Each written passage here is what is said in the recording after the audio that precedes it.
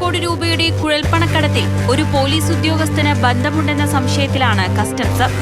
കാറിൽ കടത്തുകയായിരുന്ന രേഖകളില്ലാത്ത കുഴൽപ്പണം കസ്റ്റംസും പോലീസും ചേർന്ന് പിടിച്ചതിന് പിന്നാലെ മുഖ്യപ്രതി വടകര സ്വദേശിയായ സൽമാൻ ഒരു പോലീസ് ഉദ്യോഗസ്ഥനെ ഫോണിൽ ബന്ധപ്പെട്ടിരുന്നു.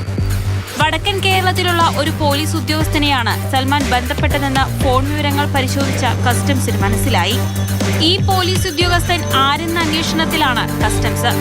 ഇയാൾ വഴിയാണോ സൽമാൻ ഉൾപ്പെട്ട കുഴൽപ്പണക്കടത്ത് സംഘം പണം കടത്തിയതെന്നുവരെ സംശയവും കസ്റ്റംസിനുണ്ട്. അങ്ങനെയെങ്കിൽ നേരത്തെയും ഈ പോലീസ് ഉദ്യോഗസ്ഥന്റെ സഹായം സംഘത്തിന് ലഭിച്ചു കാണും. ഇത് സംബന്ധിച്ച വിശദമായ അന്വേഷണത്തിലാണ് കേന്ദ്ര ഏജൻസികൾ. കഴിഞ്ഞ വ്യാഴാഴ്ചയാണ് കസ്റ്റംസ് കുഴൽപ്പണം പിടിച്ചത്. ദീർഘനാളായി കസ്റ്റംസിന്റെ നിരീക്ഷണത്തിലുണ്ടായിരുന്ന സംഘമാണ് മാനന്തവാടിയിൽ നിന്നും വലയിലായത്. ഇവർ കർണാടകയിൽ നിന്നാണ് പണം കടത്തിയത്. കാറിൽ ഡ്രൈവറുടെ സീറ്റിനടിയിൽ പ്രത്യേക അറയുണ്ടാക്കി ഒളിപ്പിച്ച നിലയിലായിരുന്നു പണം.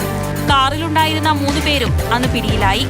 സംഘത്തിലെ ബാക്കിയുള്ളവർക്കായി കസ്റ്റംസ് പലയിടത്തും റെയ്ഡ് നടത്തി.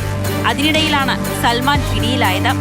സൽമാന്റെ ഫോൺ പരിശോധിച്ചതിൽ നിന്ന് ഈ പോലീസ് ഉദ്യോഗസ്ഥനെ പലതവണ വിളിച്ചതായി രേഖകളുണ്ട്.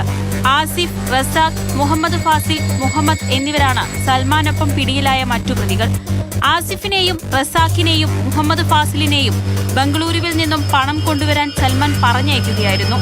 പണവുമായി 3 പേരും മാനന്തവാടിയിൽ പിടിയിലായ വിവരമറിഞ്ഞ സുഹൃത്തായ മുഹമ്മദിനൊപ്പം മാനന്തവാടിയിലെത്തിയപ്പോഴാണ് സൽമാൻ വലയിലായത്.